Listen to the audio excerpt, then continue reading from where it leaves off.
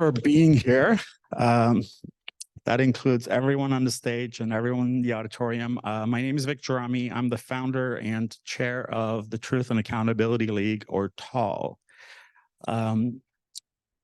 TAAL was created, unfortunately, out of a need about 3 years ago when, due to certain circumstances, it became necessary to combat anti-Armenian hate acts, hate crimes, defamation, disinformation, propaganda at the level of media, public policy, social media.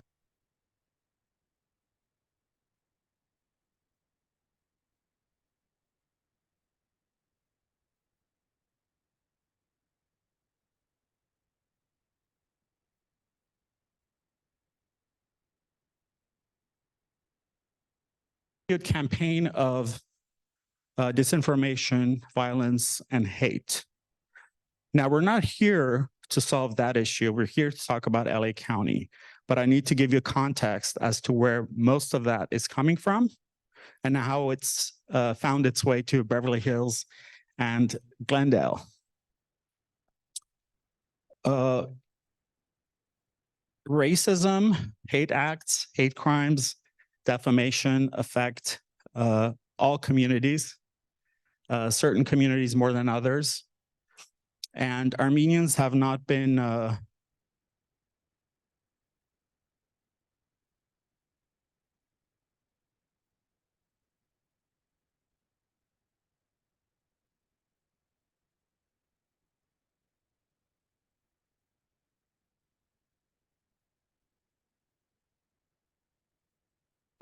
posted, or flyers were posted in the city of Beverly Hills on a day when there was going to be a demonstration in front of the Azerbaijani embassy on Wilshire, basically calling for the massacre of Armenians, and I quote, finishing the genocide, a genocide that we commemorated a few days ago, the 108th anniversary of it. Those similar flyers were also posted in Glendale about a month later, around schools and churches and such.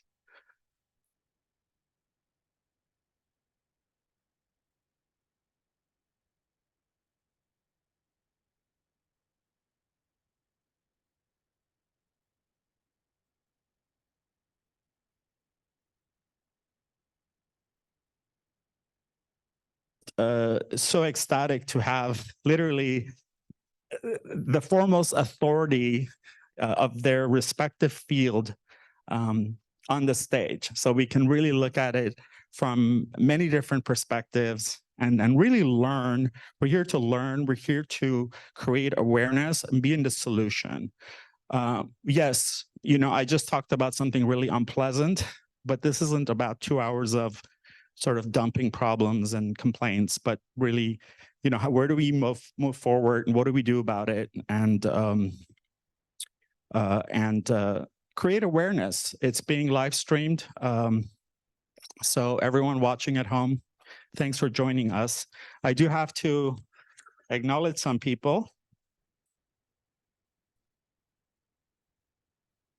Well, first, I want to thank the Glendale Central Library for hosting us. It's due to the city of Glendale working this out for us. Joe, wherever you are, thank you for, there's Joe, for accommodating us. And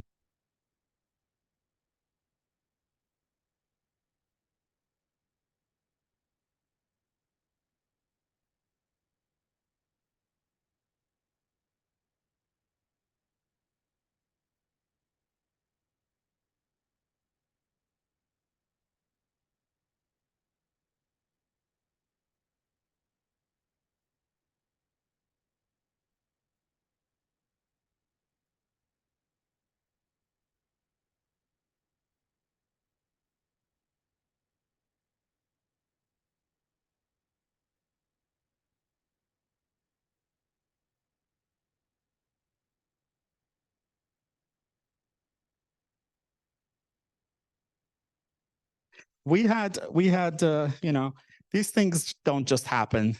You need people to support you and contribute. You need funders. And so there's this great developer company that doesn't just innovate and build great communities, but they have a huge philanthropic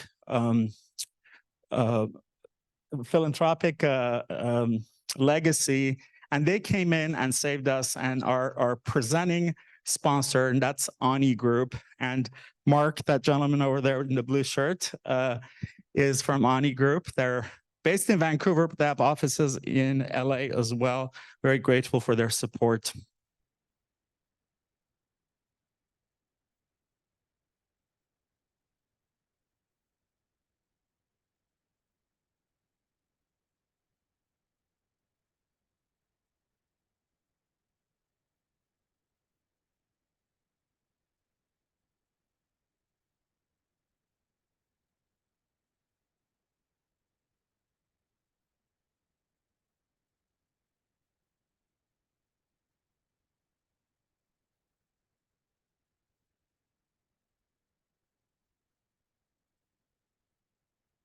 Manny Cid. I'm not sure if I should say Manuel or Manny. I think he's okay with that. And then I have a chief of staff of LA County DA's office, Joseph Iniguez. I don't know if I got that right. Iniguez, my apologies. And next we have State Commissioner Sam Kbushyan. Then we have Mayor of West Hollywood, Sepi Shyne. And then last but not least is the Executive Director of the LA County Commission on Human Relations, Robin Toma. Thank you for being here.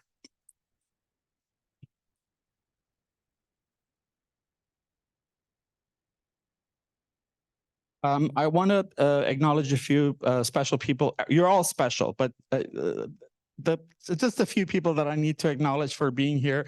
If I miss you, I apologize. First is Rabbi Rick Shetner from Temple Sinai of Glendale.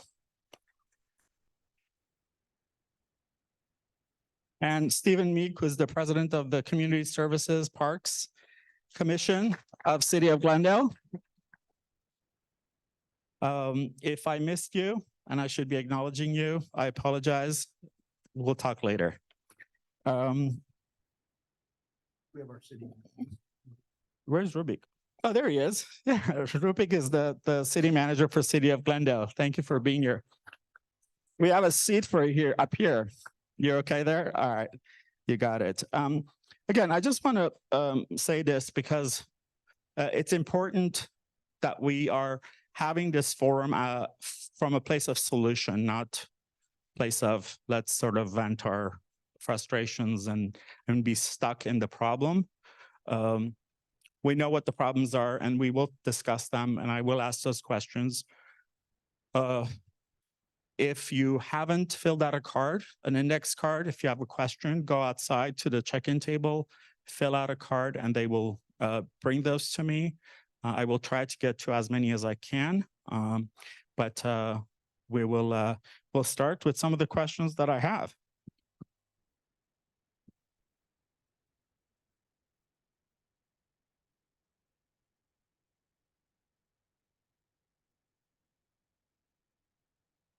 Well, Mayor Brotman, you are relatively new as a mayor, and the flyers that were posted in Glendale, the anti-Armenian flyers that basically called for the massacre of Armenians, happened before you sort of became the mayor. You were in city council, of course. What's your perspective on what happened, and what has the city done so far? Okay, well, can you hear me? There we go. There we go. Well, we have our police chief here, so I'll let him talk specifically about any kind of law enforcement response to the flyers that we saw. One thing we did do, which is, and this is, I think, thanks mostly to Rubik Galani,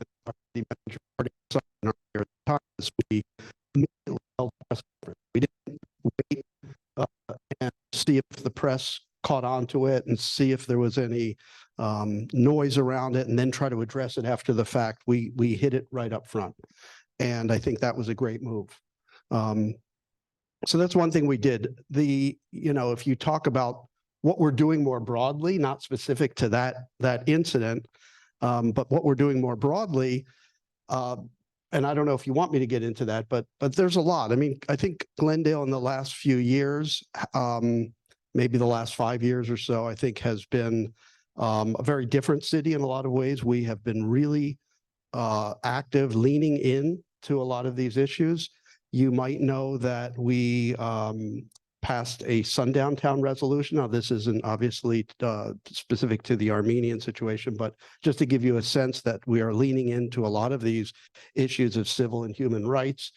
And we passed a sundown town resolution. For people that don't know what that is, Glendale at one time was a sundown town, a town where after sundown, Blacks and Mexicans and some others were not allowed out on the streets. And we, following the George Floyd incident, murder, I'll call it what it is, we decided that it was important for us to acknowledge our own culpability, our own actions, our own past. And so we did that. We went out, we apologized, we acknowledged it, first of all, which hadn't been done. And we made an apology, I think the first city in California, and maybe, if I remember right, the third in the United States to do this. So that's the kind of thing we've been doing. We then followed that with a very active program, which continues to this day, called Be the Change series, which is something that the Library Arts and Culture here, and if Gary Schaefer's here, Dr. Gary Schaefer, who runs Library Arts and Culture, he and his team have put in a lot of work over the last couple of years, holding lectures and exhibits and things like that, talking about lots of these kinds of issues. And we also, I'll say another thing, and I'll tell you why I'm mentioning these things, but the other one is when our city clerk, Susie Abajian, who is back there and should be acknowledged, hi Susie, when she was elected, which was last June. She came onto council and she started doing a land acknowledgement at the time we do our invocations, and acknowledging that we are on the land of the Tongva Gabrielino people. And I think all this is important because for us to be able to point a finger at perpetrators of hate, and we are going to do that, and we're going to do that aggressively, we also, very importantly, need to point a finger at ourselves. We need to say how we are the beneficiaries, not perpetrators ourselves, because most of these things predate us, but we are the beneficiaries of a country that is founded on some original sins, right? And the more we acknowledge that, the more kind of moral high ground we're on to be able to then point to perpetrators of hate, whether it's against Armenians, it's against Jews, it's against LGBTQ plus community members, or anybody else. And I think that's one of the things that I'm very proud that we've done here in the city. Thank you. You made a good point about taking inventory. We've got to take inventory of the past before we move forward. And as I said, this isn't just about Armenians. This is about all people who've experienced and continue to experience discrimination and harassment and this type of hate acts. Asian Americans for sure also have had a increase of especially since COVID, hate crimes and hate incidents and defamation bombarded toward them. And as a gay man, I'm more than aware of homophobia and dehumanization of the queer community. So thank you for that.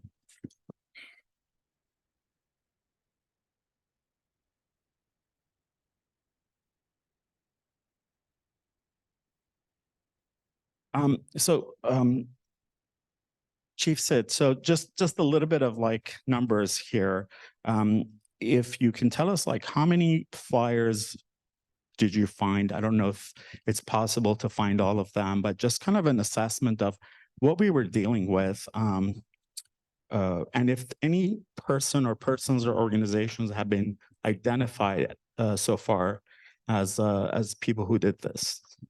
So first, let me start by saying thank you for allowing me to be here with some distinguished guests and for putting this together. I think it's an important conversation, an important dialogue that we're having, continuing to have certainly in this community. So thank you for that. In regards to this specific incident, I don't want to go too deeply into it. It's still an ongoing investigation. I want to honor that and the sensitivity that surrounds it. But I think it's important to mention that to this point, we haven't made any arrests. But it's an ongoing investigation to that end, as we typically always do. We look to enlist the help of everybody in this community that might have any information regarding the incident. In this instance, as you know, we went out as a report of these flyers, found I think more than a dozen of them scattered in front of a church and throughout some other areas in the city. And to say, needless to say, concerning. And it follows a trend of ongoing. We'll start by saying hate speech and rhetoric that we see in several different communities. In this instance, targeting the Armenian community here in Glendale. But we're seeing other instances of it, of targeting several different groups, many of which you touched on. And as a police department, take that incredibly serious. Really, any threat to any group or individual in our community really is a threat on our way of life and in our entire community. And I think as a police department and as a community, we need to take it as such. And for our end of it at the police department, those sorts of things won't be tolerated.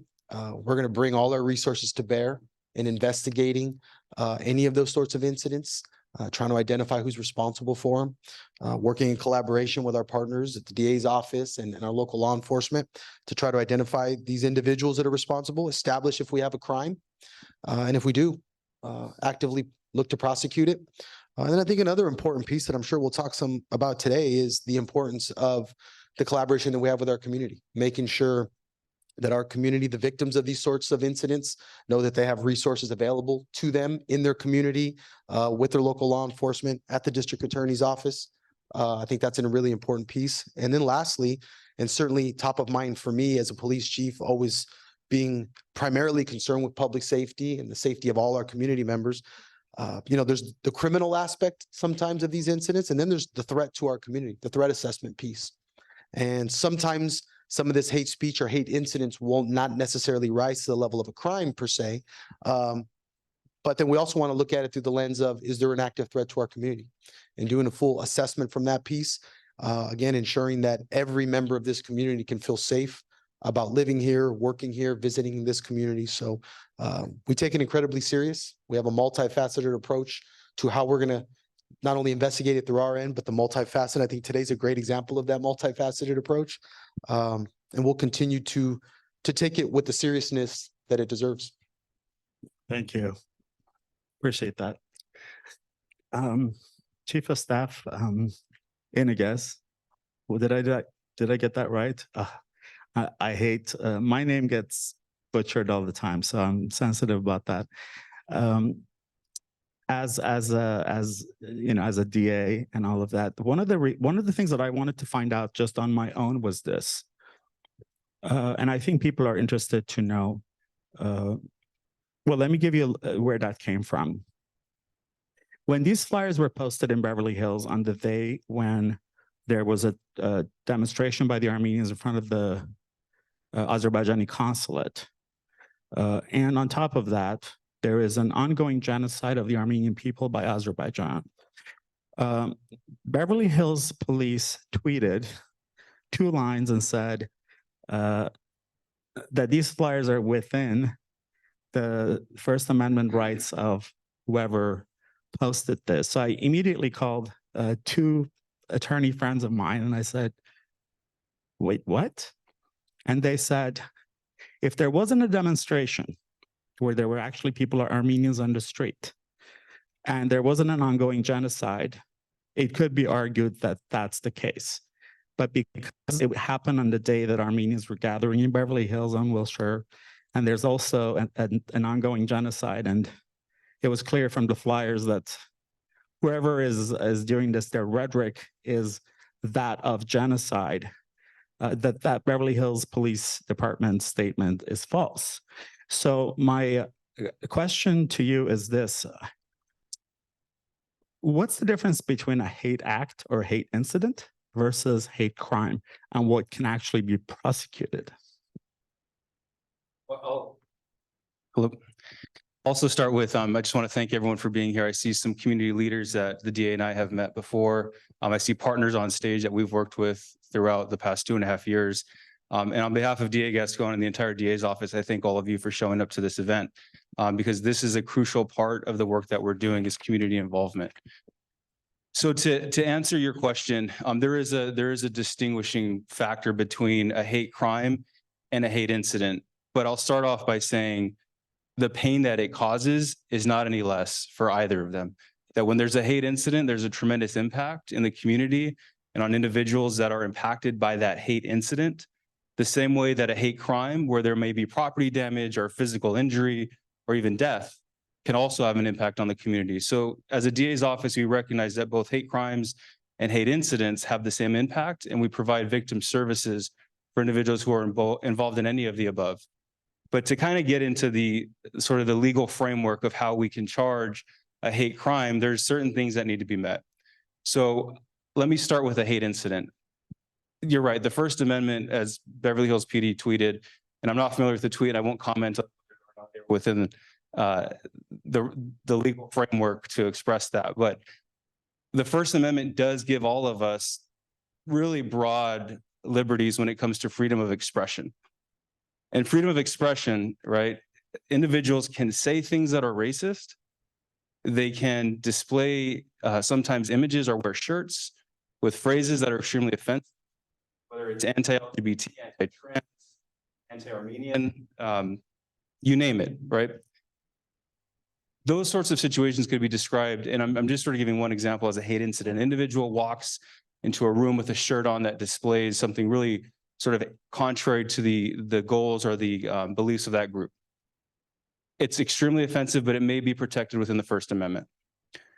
Where an individual crosses the line, and in LA County, what our policies are and what we work with law enforcement on is where there's a felony act, whether again, it's property damage, injury to an individual, death, that is substantially motivated by hate. That's what makes it a hate crime.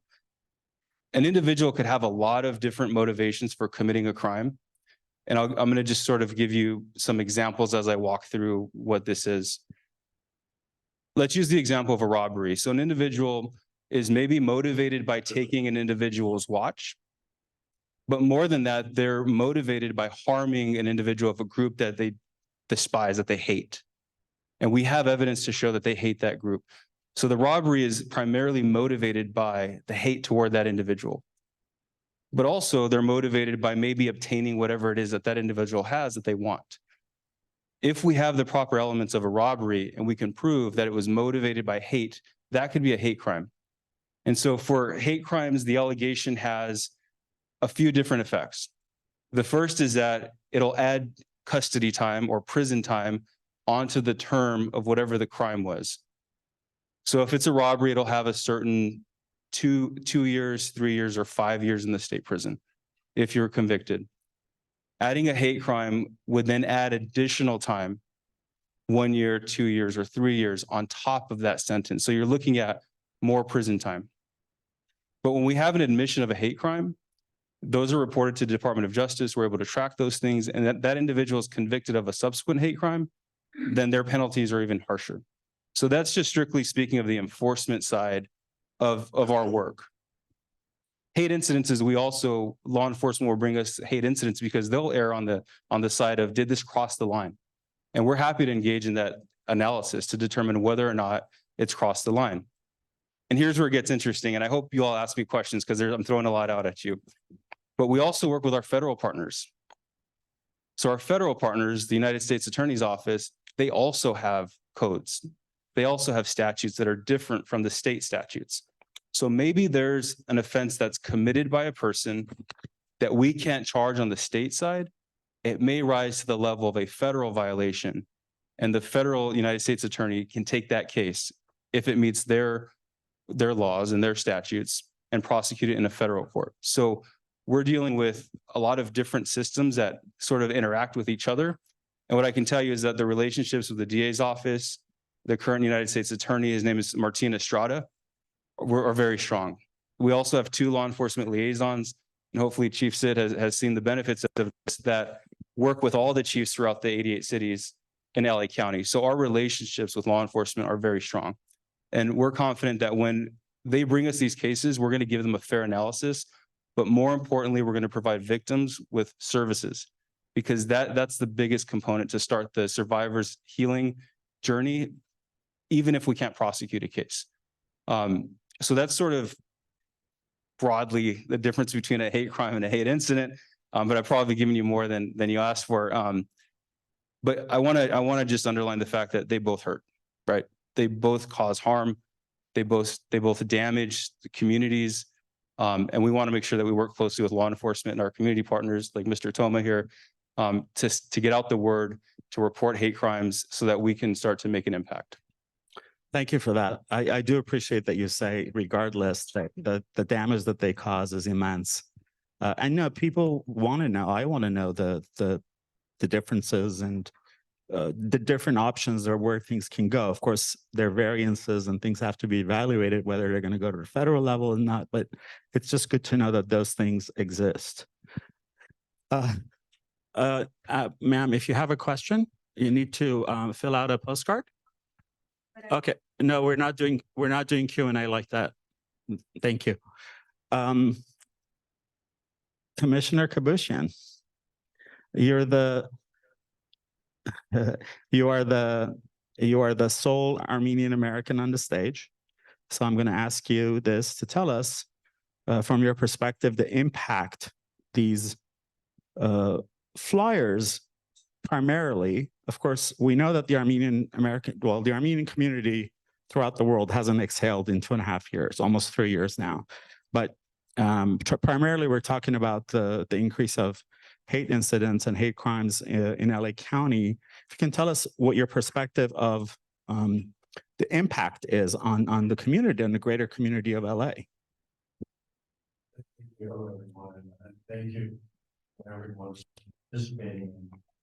I think it's essential to address, like any other community, whether you're a Jewish community, whether you're Asian community, whether you're LGBTQ, the flyers and the hate that was posted in those flyers, these kind of sort of appealing because they don't understand.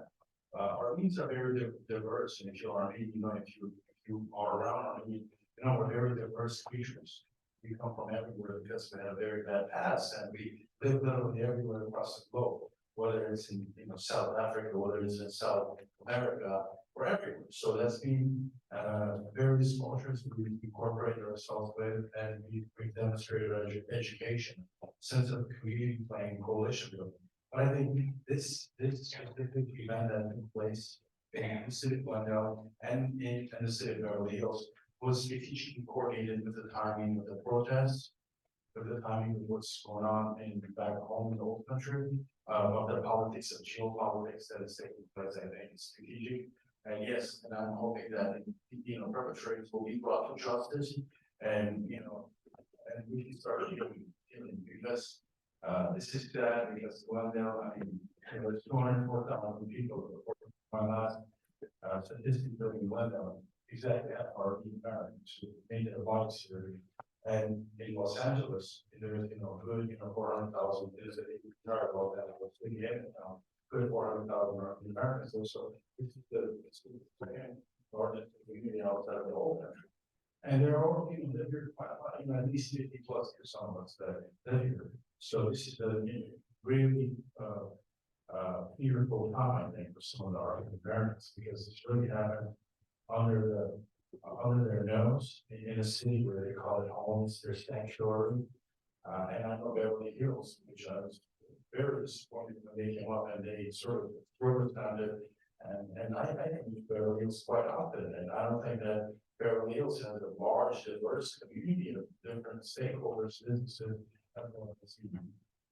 individuals. So I think from Armenian American perspective and speaking to non-Armenian Americans, this is really painful because we have kids. We have to explain this to our kids And nowadays, because of social media, and our kids are pretty much kids, they're friends with everyone. They go to public schools, they engage with all kinds of people. And this is on social media saying that, you know, our Armenians should have been erased and, you know, the future is, I mean, the next phase of genocide will be concluded. It's really hurts because, you know, growing up, we Armenians being victims of the genocide of the first genocide of the 20th century. We've been educating within our Armenians and the world of all the atrocities that never again can happen. We have this issue, kind of sort of, it's very dear to our heart. But I think overall, you know, it sends a fear, yet it sends hope, I think, at the same time.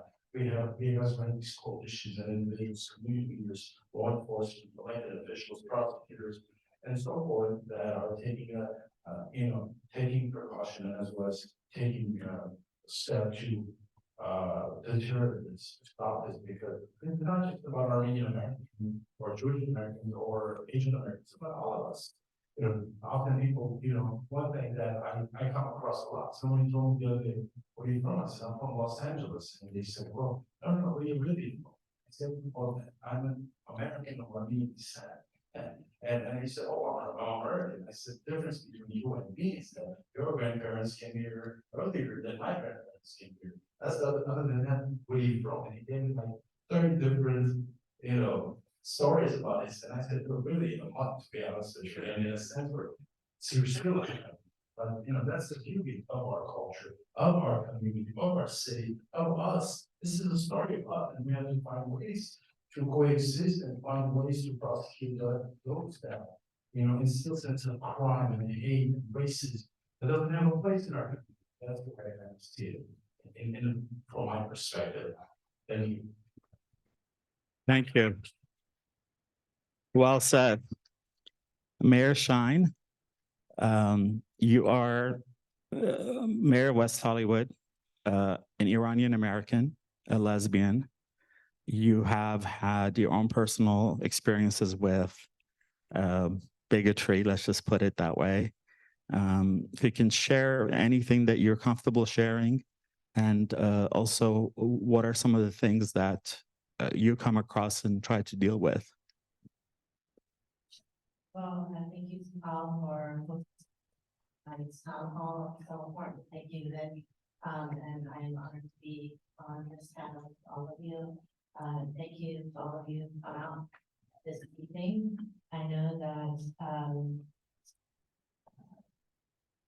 the discussion about hate and given that, especially you're being American, to be here and to hear it, it must bring up traumas. So I just want to validate that. And for me, yes, I definitely have had my share of bigotry and racism. I was born in Iran. I was 2 when the revolution happened, and my childhood was basically stolen by the Islamic regime due to fundamentalism and that type of hate. And my family and I fled Iran when I was 5, and we settled in Northern California, and I experienced bullying in school. I was the only brown kid, and at the time there was the Iran hostage crisis, so there was a lot of racism. And so I learned the power of knowledge because I didn't speak English. I got in trouble instead of the kids who were the bullies. How important it is to learn in America the power of knowledge. Later on in high school, when I came out as a lesbian, the younger kids, I was a junior in high school, the younger kids also bullied me, followed me around, followed it out, and stalked me. And so I've certainly experienced throughout my life oppression and racism. And I was in college, second year of college. I was at a gay-friendly coffee shop, and my then girlfriend was Armenian, and Iran. There's an incredible Iran, lots of Armenians and Iranian. So I always consider myself cousins to the Armenian American community. So we were sitting in a coffee shop, holding hands, talking about what graduate schools we wanted to go to, and sipping our lattes. And the next thing we knew, the new manager, a police officer was standing above us. The police officer looked down at us and said, the manager doesn't want your client in this establishment. And you two need to get up and leave. And then he blew a kiss at me. And at that moment, I kept thinking, our kind, Iranian, immigrants, lesbians, which part of my identity is this discrimination coming towards, right? And so we left, we were both crying, we lost our safe face, and we were driving around the freeway, I pulled the car over and I had an epiphany. And I turned to my girlfriend and I said, I'm tired of feeling powerless. We need to go to law school, learn the law, and stop this from happening to others. So I became LGBTQ civil rights advocate for over 20 years, went to law school, graduated, and eventually I decided to run for office in the city of West Hollywood, which is a very progressive city, LGBTQ majority city. But when I was running for office, there was definitely bigotry even then, even anti-lesbian bigotry within the LGBTQ community.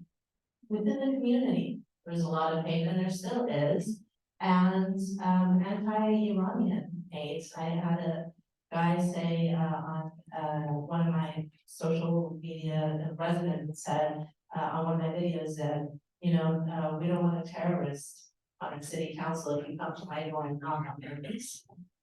So I understand what it is to experience discrimination and bigotry and hate, and it's never okay. And the dehumanization that happens to a person that is the target of hate is an awful feeling. And we all, depending on who we are and what identity we have different levels of trauma. Now with the Armenian American community, the trauma of feeling for so long that the genocide wasn't even recognized. For so long your community fought to even have the recognition that it's genocide happened. That in itself is a trauma.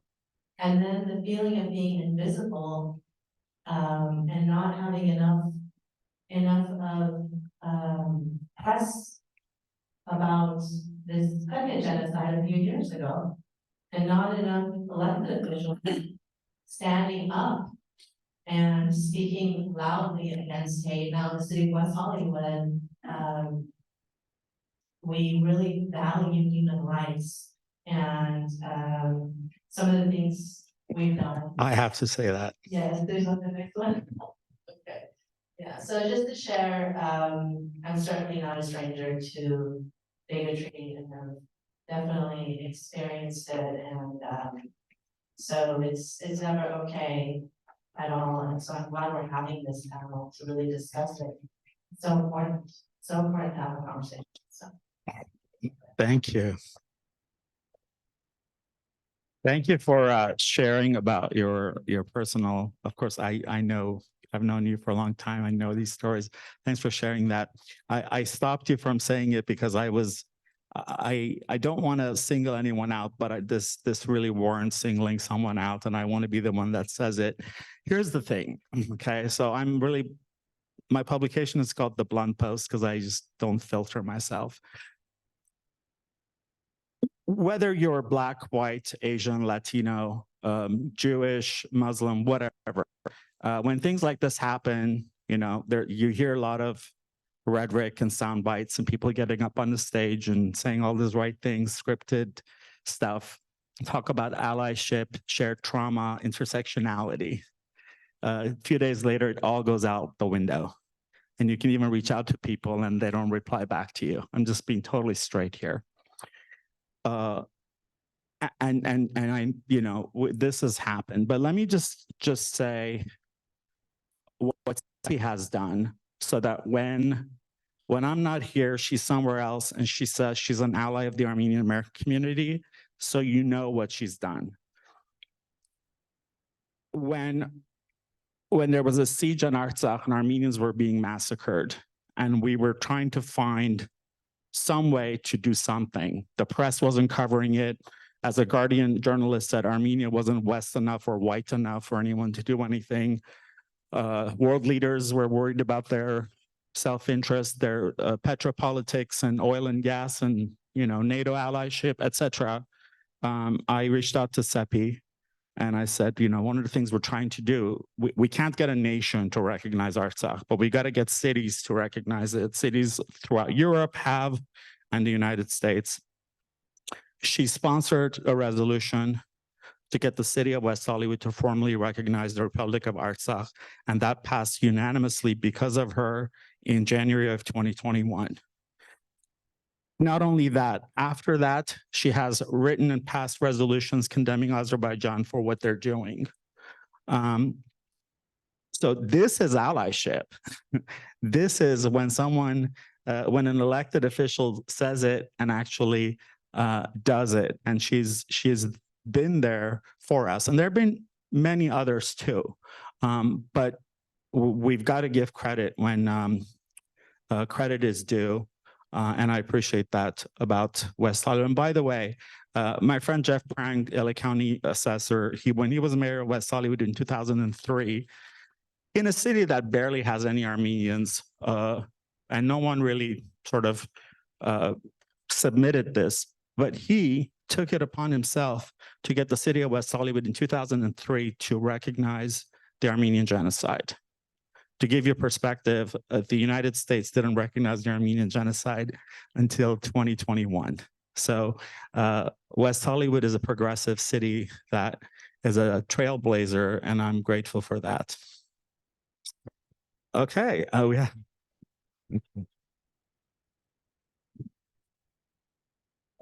Robin Toma, who has been just an incredible support system with the LA County Commission on Human Relations and their incredible program, LA versus Hate.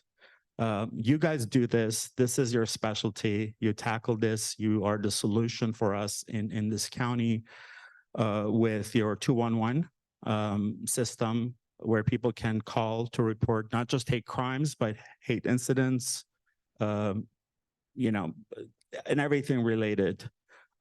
You provide a great service, and I've worked with your team now, and I know that how you guys are on top of this. If you can tell us some of the key services and points that are available to people and your recommendations and what you guys do at LA versus Hate. Thank you, Vic. I just want to start out as well thanking you, your partnership, because this really is an important event because I can't remember the last time that there was a gathering here with the caliber of folks on stage and in the audience who are talking about anti-Armenian hate. And I'll tell you something that's interesting and important. So we're the agency of LA County. I'm the executive director of the Los Angeles County Commission on Human Relations. And we're charged by the Board of Supervisors to carry out this anti-hate campaign. So LA versus Hate, and you might have seen that show this poster which we produced early on, and you may have seen out and about the past 2 or 3 years that we've been doing this campaign. We're talking about standing united against it because we know so many people are against hate, but it's not visible. The haters don't know that. And they think that people are aligning with them. And we need to be together and very clear that we're standing against that. So I just want to credit the Board of Supervisors, LA County Board of Supervisors, for really backing this ambitious program.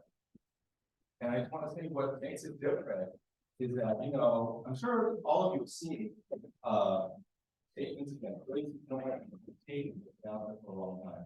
But different moments in our history, we've seen that more at sporting events, on billboards, etc. But if that's the end of it, it's just putting a message out there. That is not going to change the way we've been operating. It's important, but it's not enough. And so what we're doing, which I think really is a game changer, and I just came from Sacramento today, when the state of California launched the California versus Hate program that's modeled after ours. I mean, it's very exciting because for the first time, beyond those who are experiencing hate crime, and we had some great comments about the impact of that. This is about addressing the broader body of hate out there that, as we talked about, is not necessarily any less harmful or traumatic to people. When they get yelled at and told to go home, go back to where you came from, or you effing group, you know, you effing Armenians, or you effing Asians, or you effing, you know, anyway, there's so many different acts of hate that happen that are completely unknown and unreported, except for the people experiencing them. And so how can we change that, we thought, unless we actually capture that and know where it's happening and who it's happening to, and be able to do something about it. So LA versus Hate is a program that, as you mentioned, Dave, it's about having a place to report it, number one, 211. And we have a long way to go so that everyone knows that whether or not hate crime or not, if you experience an act of racism or a hostility that's fueled by prejudice, we want to know about it. And not only do we want to know about it, we want to help you to address it. Because there are things that we can't turn to the police or the prosecutors to take action on because it's just simply not a crime. And that's where their abilities really end. We can't pursue something if it's not a criminal action. So we create a whole different system so that people can actually report it and get a response. And a response that could be anything from, okay, this is something where you can pursue your civil rights, you know, under our state laws and our federal laws. You can pursue help, get counseling for the trauma you may have experienced. You could get help and say it happens at a school, and you don't know whether the school's really taking it seriously. You don't feel that they are an active bullying. We're going to help you work with the school to make sure that they are taking the strongest actions possible, that they know the options they have and the resources they have to take it seriously and to make sure it doesn't happen to any of the kids. You know, I feel a particular connection to the city because I might have been born and raised in the city if early on my parents, who actually hailed from Hawaii and the state of Washington respectively, my mother was among those 120,000 Japanese Americans in prison during World War II for nothing more than Japanese ancestry. Well, when they actually ended up moving to Los Angeles many years later, and in the 50s, my father wanted to rent a place here in Glendale. He called and found out that there was an available apartment. So he went to drive there, and as soon as he got there and they saw him, they said it's been rented. So he told me that story years later to say, you know, that's why we're not living in Glendale. But, you know, what I appreciate is that the city of Glendale has really gone a long way since then. They have recognized some of the past, and they've really worked, including with our training team, to address the issues that have happened historically, and that we know are still a challenge today. I ended up moving here when I had got married and had kids. My kids went to public school in Glendale. They were part of AYS Region 88. Great A1 popular that all over the schools of Glendale. And I grew up in this community where we moved in Army. And I know the incredible trauma that that they have lived historically, and the community's fight for recognition for the genocide, as was mentioned, how it's been denied, thing. And then how that, you have to understand that when people hear read flyers, hear about flyers that are being spread there that saying it's for all Armenians, how incredibly painful and traumatic that is.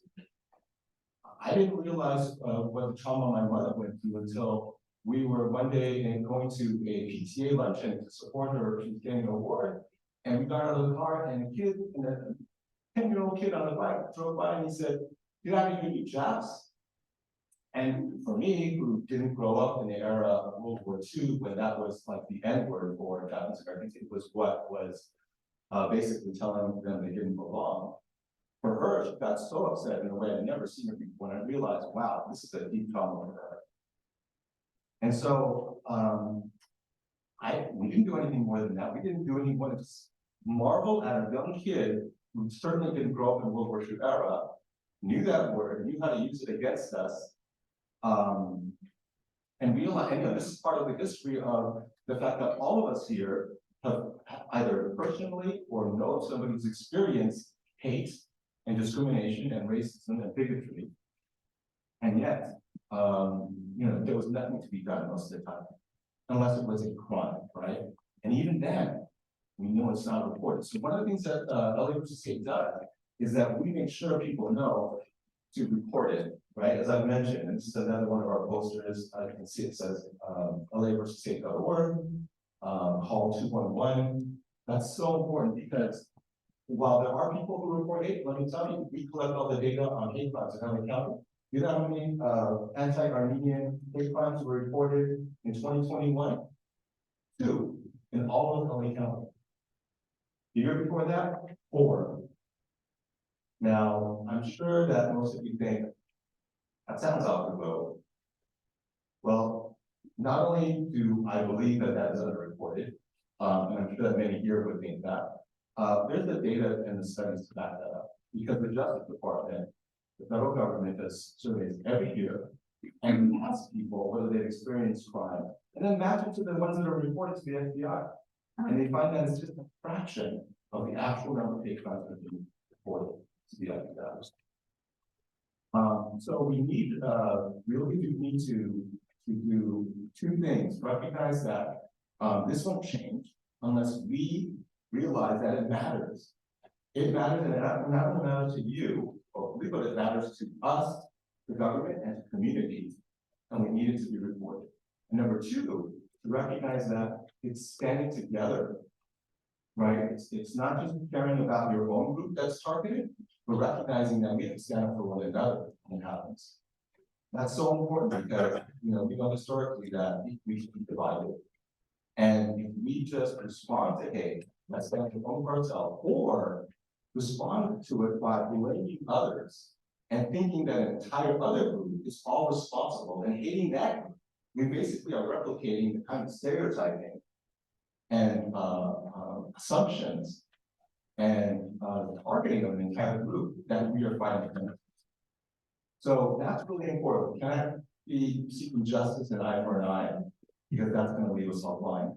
It's going to continue the hate and the violence. And that's something that's not so easy sometimes when we're angry about what's happening to us. So that's another part of what we do, is we help communities and individuals heal from the hate they're experiencing, using art, using connection and empowerment. When victims recognize that they're not alone, they can respond to it differently. They can get strengthened by it, speak up, and be a powerful voice for change.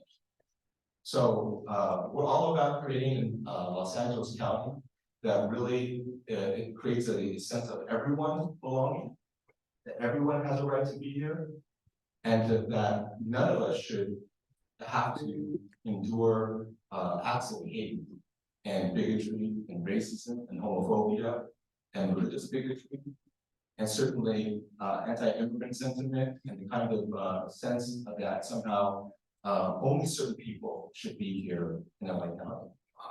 We want to create an LA County that's accepting of all. So, we have materials here. We encourage you to take them, to share them.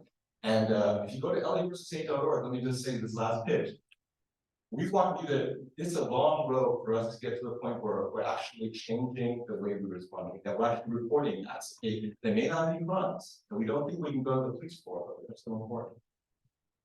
We need you to share through social media, show by putting that lawn sign that's back there, this house standing against hate. I have one in my yard. I read about our neighbors experiencing hate in La Crescenta. And that's exactly the kind of messaging that we have to see in so many more places. But spread the word, and I think that will be the way that we get to a point where we are a different place, where it's very clear to anyone who wants to hate that this is not the place to do it. Thank you. Thank you, Robin. We do need to, I agree with you. Hate crimes, hate incidents are grossly underreported, and I suspect that it's even more so in the Armenian community. So I think we need to really spread the word and share and get the word out.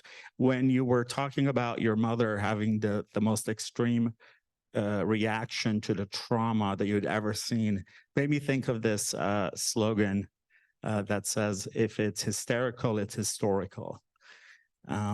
Because it goes deep into a trauma that's so deep and painful that we just sort of have this extreme reaction to it. I think I'm going to go to questions from the audience now, although I had a lot of questions for you, but I want to be fair and give them some time too. This one is for you, Mayor, Mayor Brotman, not Mayor Shyne. Why is the city of Glendale so complicit when it comes to hate crimes against Armenians? Why isn't there a budget and a task force for proactively work on this problem? Sounds like one of those, why are you beating your wife? I don't know about being complicit. I think, look, Glendale does have a checkered past. We've talked about that. We all know that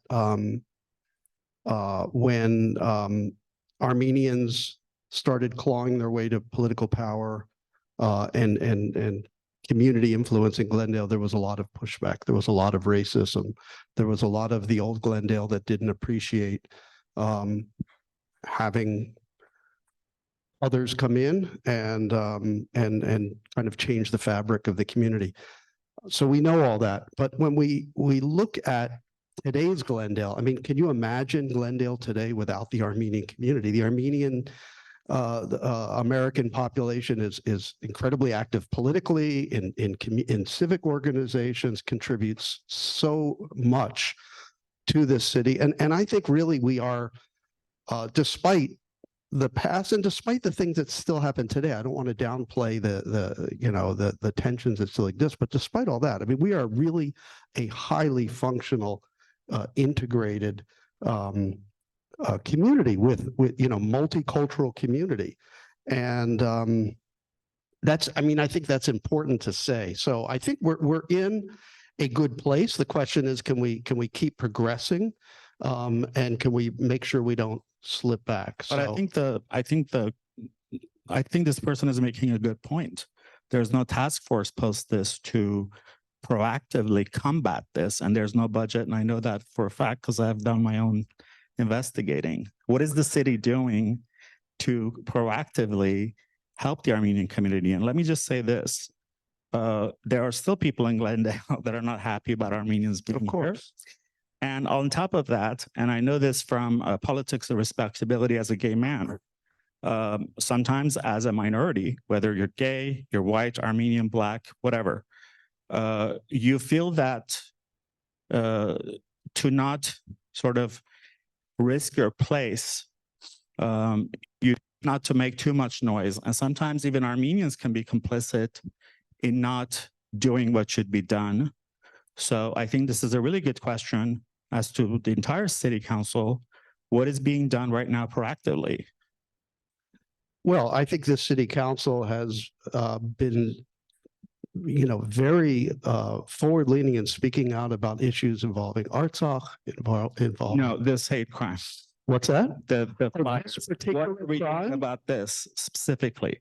What are we doing to educate the public? What are we doing to integrate everything Robin is offering into the city, allocating a budget and a task force to get the city prepared for the next wave, if there's going to be next wave?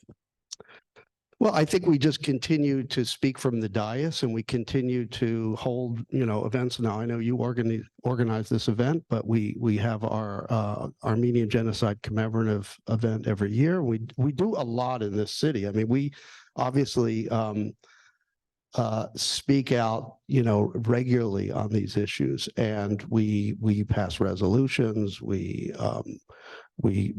support. We have sister cities in Artsakh, and we do many things to show that we have the backs of our Armenian community here and Armenians around the world.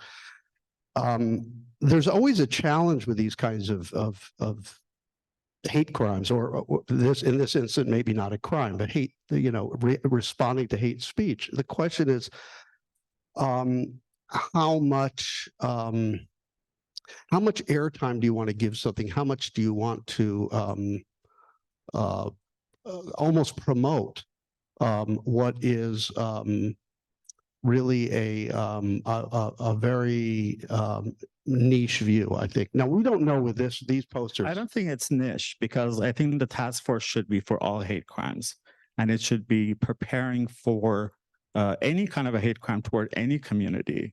It's not niche, and especially when you consider the sizable community, Armenian community in Glendale, you're talking about a massive. You were talking about this Yeah. particular incident. Right. Yeah. I think that there should be a proactive way in dealing and reacting to this. I don't think Armenian genocide commemoration or Artsakh recognition do anything for that. That's great.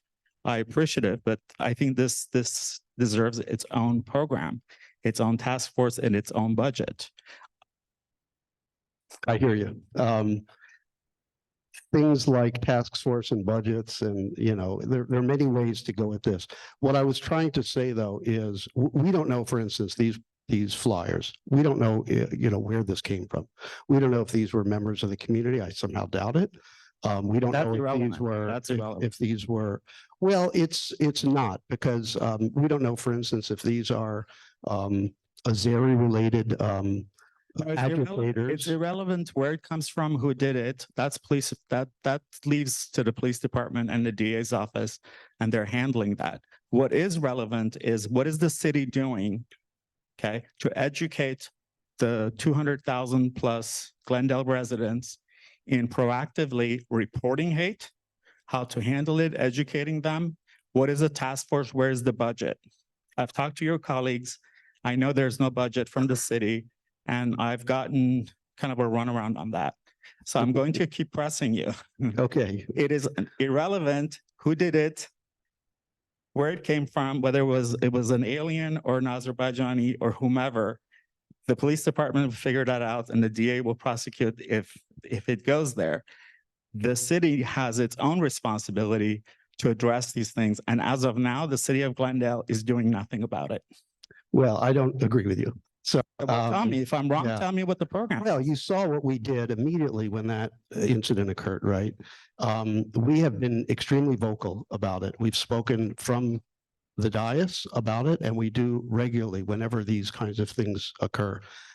You will see soon, not on this topic, but on another situation where there is ongoing hate activity in the city, you will see that we will be doing an op-ed. I don't want to kind of spill the beans on that, but I'll be doing an op-ed with the head of the superintendent of our school district, because we have incidents that are anti-LGBT, anti-trans, actually, to be specific, that we are going to be speaking out against. So I think the important thing is that we lean into this in all kinds of ways, through exhibits, through talks, through resolutions, speaking out, publishing our views on this. I think these are the things we are doing. Whether there's a specific budget or not, I think that kind of misses the point. I don't think saying there's a budget and feeling good about that really is what's important. What's important is what's actually happening.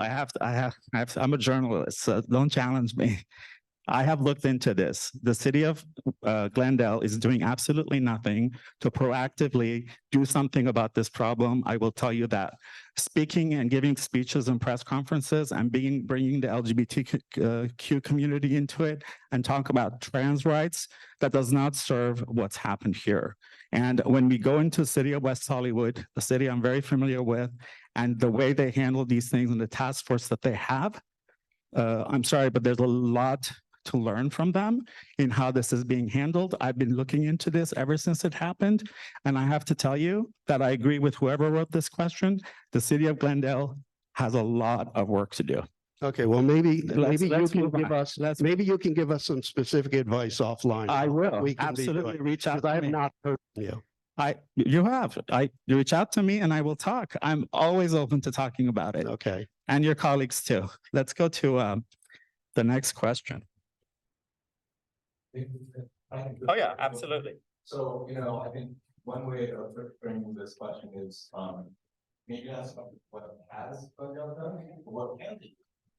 And I think that one of the things that we would invite, to do, and I know that they certainly have shown a spirit of wanting to address the issues here. We had will be the mayor and the police chief here, but care deeply about this issue. I think one of the things they can do is we can work with them to help launch a Glendale versus Hate campaign. We have a partner that helps do a lot of digital art that can help to spread the word, both electronic, which is very low cost, as well as putting flyers out there that can be downloaded and printed out and just posted on people's windows. Something that can show the solidarity that people have for the community. This is there's been many cases in our history as a country and communities where the response to hate has been to show for people to show that they all stand together against it by posting something on their windows, posting something on their car. And that's one way. But the other way, of course, is education. And so I think that what I'm hearing about working with the superintendent of the school district is another important way to make sure that we're educating our students about each other and giving students the opportunity to tell their story and their family story to each other so that they can. You're making a good point. The resources are there. The resources are there, but there has to be a willingness to actually get into these and put some time and effort and money into it. Because I know that I've offered Truth and Accountability League as a resource because we live this on a daily basis. So it's there. And I appreciate that you guys are here and you're doing that.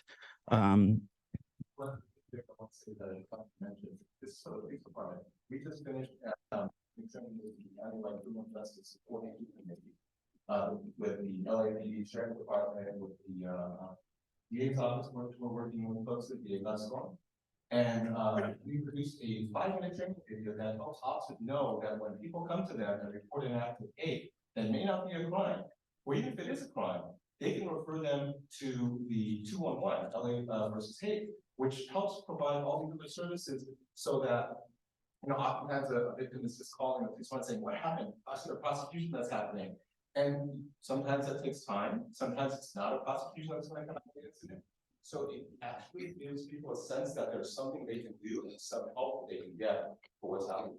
So that's something that we offer taking it up and then showing it to all the deputies in their department and giving a brochure that we help develop with them to educate folks and it's different languages. That's something that we offer to you all as well. I think that would be a great way to help your office as well deal with the acts of hate. Yeah, I appreciate it. And, happy to say, and we'll always take any help from any of our partners. But we've been doing much of that on our own. I myself, as a police chief, over the last handful of weeks, last 4 months, I've been here attending many different cultural groups, speaking to those exact things.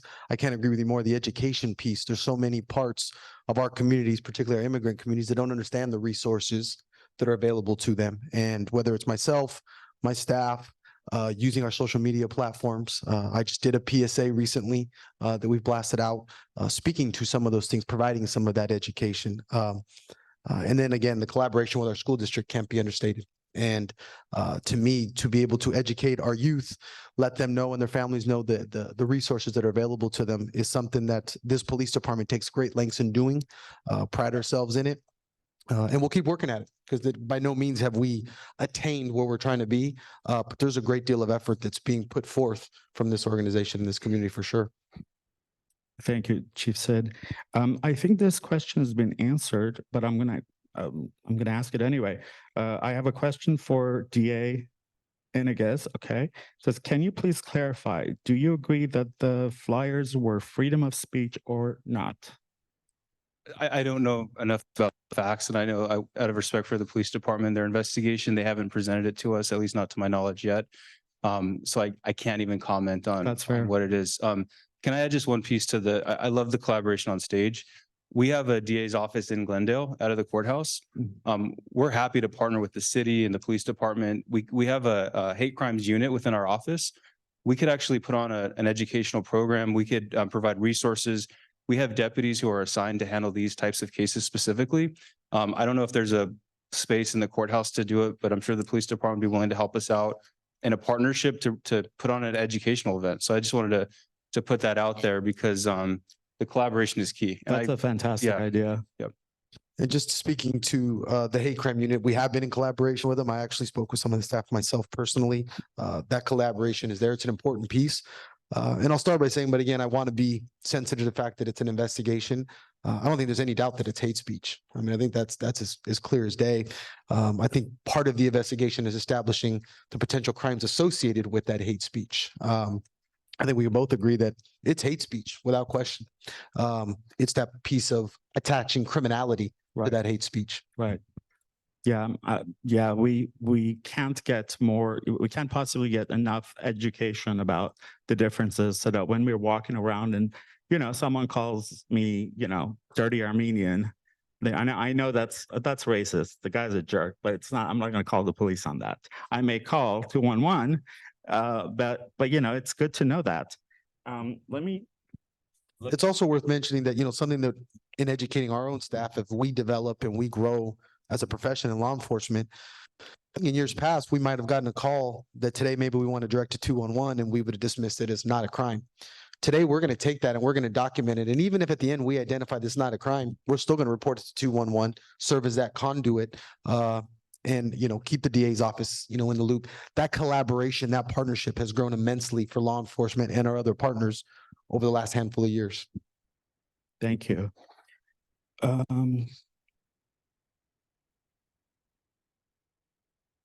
Again, this is a question because it's still being investigated. There's not a lot that can be talked about, and not to speak for the DA, the LA DA office, but they're not going to talk for the Beverly Hills Police Department. But this person says the Beverly Hills Police Department chalked up the anti-Armenian flyers to free speech. What is the difference with the flyers in Glendale and why the Glendale PD is investigating and Beverly Hills Police is not? To be honest, I don't know if the Beverly Hills Police Department is or isn't investigating it. The last thing I saw from them was a tweet. So, if I can, and again, and I'm not here to comment, and I don't know well enough to what the Beverly Hills Police Department did with their incident or not, so I won't even speak on it. But I will say, I think an important part for us in law enforcement is the message that we're sending and our tolerance or lack thereof for things that are going to happen in our community. And certainly our job is to be professional, investigate crime, but I think our community needs to know the seriousness in which we take this and that we're going to bring our resources to bear with any of these sorts of incidents. And really drive forward to establish, do we have a crime, and not be dismissive of it. I think that sends a message to our community that we're here to serve them. I think it also sends a message to the perpetrators in our community that might want to perpetrate this hate, that in this community, if you tried to bring that hate in our community, our police department's going to be incredibly vigilant of it. We're going to use our resources to respond to it. We're going to do a threat assessment around it to also ensure, yeah, maybe we don't have a crime, but is there some active threat to some segment of our community that we need to be mindful of? There's also intelligence that we're going to grab from that and share with our partners, both law enforcement and otherwise. So I think that response, while the criminal piece is an important part and certainly going to drive a big piece of what we do in law enforcement, it's not the only part. And I think that should drive some of our response. And it has here in this city for the Glendale Police Department. Thank you. I think for a lot of us to say we feel very confident that the Chief Cid is now Glendale's police chief, and it shows from, I've in a brief time, I've seen him in so many events, in so many important gatherings, and just always visible. And that's what we need, a partnership. Thank you for that. Commissioner Kbushyan, in your role as an advisor and a member of Mayor Karen Bass's team, what suggestions do you have for getting on top of these types of bigotry? one thing, it's very important, I think, and maybe one of the three Armenians on that advisory board. It's very central to sort of educate the 100 other Armenian and non-Armenian that board about, you know, Armenian issues that we like Armenian civic engagement and participation in the municipal government. So Glendale is a little bit smaller versus the other, so Glendale will have more engagements and central people to be part of the community because it's a small city compared to Los Angeles. But in the case of the Mayor Bassett team, is that Mayor Bassett is working tirelessly to practically initiate some of the programs that on all levels. I don't think there's a big program for Armenians or Latinos or African Americans or Asians. It's a collective effort to take ownership of the process, I think. And one of the things that I personally have done is I have encouraged the new administration to hire Armenian Americans, also appointments on various commissions. And I also work with the county folks who are in the government office. The same direction that we're embracing. Because one of the things I understand experience growing up. See, when I was growing up, when someone asked where you from, and you said you were Armenian, they said, "Where is that?" And I came up with a clever way to say that it's a little city in Central California. Latinos, so Armenians are really very close to Latinos, and they're friends with Latinos. So then you call yourself a Latino. But you know, over the years, that's changed because we have a large and great population that has settled in Southern California, and we individually have taken on the role of professors and teachers, and also community activists and leaders. And one of the things that I've been involved in my life, I think, you know, growing up here in Southern California, is that finding ways to voluntarily engage, as well as work with partners through education, through public service, through electives, for law enforcement, to find avenues to educate everyone about the issues of our Armenian community, the diaspora, because you know, when we organized the first genocide march in Little Armenia in over 20 years ago, 2001, I remember someone approached me from the community and said, "What's going on? You guys want the soccer game? Let's just go there." And me, Rose, he's retired, he's LAPD, and he said, "Man, these people think you guys won the soccer game, and you guys are having an after party, victory party." So then I thought to myself, I was a young student back then, and I said, how do we go about educating the Armenians how to carry themselves out on this specific day to educate the non-Armenians about the fact that this is a TAAL, that it's not celebrating. We're attempting to find a way to protest, to send a message across the world of what took place over, 100 years ago. At the time, it was 100 years, it was 90-some years ago. So the thing is, it's very, I think, individually, we have to participate, we have to find ways, like I'm an individual, I'm a volunteer, I don't get paid to be part of these civic organizations or even part of the advisory groups. To educate our new mayor on various issues, and thank God that our new mayor is not too far. She's very aware of the multicultural mosaic culture that we have. So she has our new police in the past when she was in Congress. So she's very aware. And I think one of the things I'm pushing is that to be embracing and as well as promoting the cultural value aspect that Armenians contribute well to the city, to this economy, to our world here, locally or internationally. So we are part of the community. And first time when I went to college, it was Fresno, out of Hollywood High School. So I was sitting in the classroom and that's what I'm thinking to time. So there was Armenian last name being called. I would keep on turning around to look if there was Armenians like me. They look like a white boy from a valley. That's easy to do. So that's here 400 years. But then the beauty is that that's how we similar. That's how we embrace. That's how we become part of this culture that we have, locally here in Southern California. And that's what I'm educating the mayor as well as the team and everyone else. And I'm promoting other Armenians into various positions so they can take on and educate, the community abroad and build a civil contract and responsibility as a community. Because we have something and we have to find ways to protect it. Thank you. Thank you. Mayor Shyne, you're going to get the last question, but to something that the commissioner said, you know, those Fresno Armenians around 1880s to 1920, the big Armenian immigration rush that came to Fresno, and talk about defamation and hate acts, they were called sand, the N-word. And this continued for decades. And they had to sort of create their space and make their space.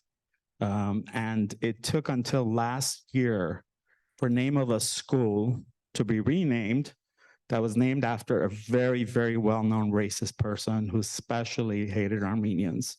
This happened in 2022. So these things aren't just back then and back in those days. A lot of this is happening now, which brings us to West Hollywood. Contrary to popular belief, homophobic acts happen in West Hollywood too. Some people think it's a good idea to come to West Hollywood and be a bigot. Mayor Shyne, if you can tell us a little bit about what West Hollywood is doing, has been doing to combat these types of things. Sure. Well, first, I'm so excited I'm going to partner with you and getting the word out about 211. I may be making a lot of personal calls myself to that number as well. Well, we have done a lot, and we're going to continue to do more, because the rise in hate towards all communities is astronomical since 2016, quite frankly, and a little bit before that. So there's, when it comes to combating hate, I don't think there's enough that so we'll always continue to do better. When I got onto the council in November 2020, the first things I did was to create a social justice task force made of all Black, Indigenous, and other people of color who were workers, business owners, and residents in the city. And they got together for 2 years and came up with policy recommendations for our city council to help us institute policies that would dismantle systemic racism. And we just turned them into the Social Justice Advisory Board, permanent board. We've accepted all of their recommendations. We have historically had 2 advisory boards in the city. One was the Lesbian Gay Advisory Board, which we changed to the LGBTQ+ Advisory Board to be more inclusive, and have now turned them into a commission, which gives them more power over contracts with the city guys. And we also have the transgender advisory board in our city. We're actually one of the first cities to have a transgender task force, which we then turned into an advisory board. And these boards really can help the community and keep us on the city council, and different policy recommendations and events. To this day, we still get homophobic incidents of hate in our city. This most recently, a store owner received a statue of a trans person with a gun in their mouth. And what we've been doing, we contract with the LA County Sheriff's Department, and what we've been doing with them is to make sure that they are trained on LGBTQ sensitivity and get really good training. And quite frankly, unfortunately, the training that they have is very outdated. So we're working with them to create a robust training so that the deputies really understand about our community, and our community has evolved over time. Back in the 80s, 90s, even early 2000s, when West Hollywood was younger, our community didn't necessarily even talk about pronouns or include transgender, non-binary, gender expansive books in discussions. It was all about lesbian and gay. The bisexual community ends up having a lot of biphobia all of the time, that they were also marginalized within our community. And we're really standing for inclusivity in our city now, and making sure the policies that we have, the training that we have for all our social contract providers is in depth and current, So these are just some of the things we're doing to combat homophobia in our city, and it's never enough. So I think it's important as elected officials to recognize when it comes to specifically racism, that unless you are a person of color in this country, there is a system of racism that every single person that is not a person of color participates in and we're born into. And so we can do all of the things and it's just never enough. It's never gonna be enough. We have to make sure that we're doing more and more and more and better. So I think that the task forces that we have in our city, and honestly, doesn't take a lot of money. The task forces that we have really benefited from their recommendations, the work that they do in the community, because as city council members, we don't always get the opportunity to connect with every community, and it's important to delegate that responsibility. So it's my hope that after tonight, and you meet with the mayor of Glendale, that perhaps they'll be open to having council, not always open to discuss with you to the mayor about the things we've done, and partnering up perhaps in any way that we can too. Would love to do that, and if there's always a willingness, I would definitely partner up with them. Perhaps we can be two model cities and spread into the region. And really. Thank you, Mayor Shyne. I wanted to end this before 8 because I want to give everyone an opportunity to do meet and greet with these 6 extraordinary people that are rarely in one room at the same time. But I want to say this. Again, we're talking about anti-Armenian racism because that's the focus of the Truth and Accountability League against defamation of Armenians. But obviously, this applies to everybody. I mean, I have a mosaic of friends that have experience from anti-Black racism to anti-Latino racism, anti-Semitism, anti-Asian, anti-queer, trans, etc., and on and on and on. But let me just tell you why sometimes, because you hear or you read it on social media and someone says, God, Armenian genocide was 108 years ago. Get over it, right? Like these stupid comments like that. In fact, I was at an event and this lady was running for city council and she'd been corrected about Armenian genocide. I don't remember what the issue was. And I said, and she was really sort of had self-righteous indignation about Armenians. I said, let me tell you what the difference is and why Armenians talk about this. When you look at all the genocides of the 20th century, okay, Armenian genocide is the only one that has not been recognized by so many different countries. Even at that point, even the US hadn't recognized it. But worse, there's a state-sponsored denial campaign by Turkey to deny it, rechange and rewrite history, and to defame us. So that is the trauma right there. And denial is the last act of a genocide. So that's the difference. Because I don't read that about other genocides. We know 100 million plus Native Americans went through a genocide. So, and this is a conversation and education that we have to have. And in this context, why this hit home, so I'll just speak for myself. Why looking at those flyers were just so traumatizing to me, who lives in it. I live news 24/7, activism 24/7, was that for the last 3 years, Armenians are actually literally, we're fighting for our lives. Some of us have families in Artsakh and Armenia that are under threat. Not to make this about me, because I kind of chalk it up, but I get death threats. I'll show it to you. It's on Twitter all the time. So this is like real. This shit's real. It's happening in real time. So if you're non-Armenian, just know it's really traumatizing. And talk to us and we will tell you why it's traumatizing, because we are in an existential threat as we speak, real time right now.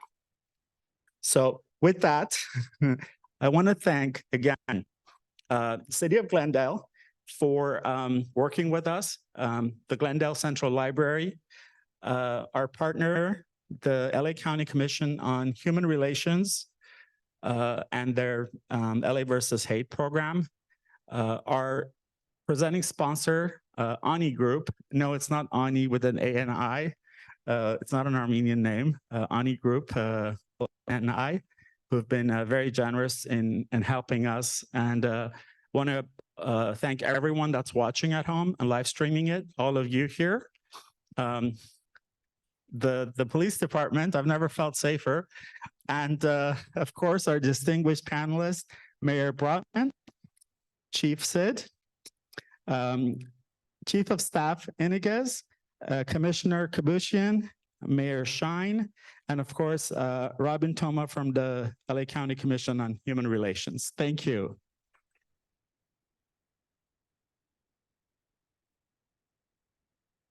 If you can find information about the commission and LA versus Hate in the back, if you've been inspired by what you see here, the Truth and Accountability League is a program. It's an organization. We have many initiatives in fighting what's happening now, not just anti-Armenian racism underground in Glendale and Beverly Hills or wherever the next one is going to be, but on social media, academics, public policy. Please visit our site. And if you feel generous, please donate. Again, thank you very much and have a great night.